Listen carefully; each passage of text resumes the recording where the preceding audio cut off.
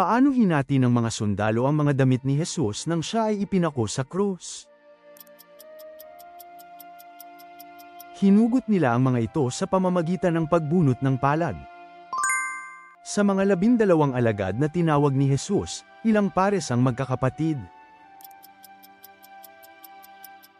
2 pares. Ano ang pangalan ng bukal na lumitaw matapos pagalingin ni Samson ang mga taong pinatay gamit ang panga ng asno? Enhakkore. Bakit pinatamaan ng bato si Esteban hanggang mamatay? Dahil sa pagpapahayag ng Ebanghelyo. Para kanino ang binabanggit ni Jesus na kahit ang pagbibigay ng isang baso ng malamig na tubig ay may gantimpala? Sa sino mang maliit, lalo na sa isa sa kanyang mga alagad.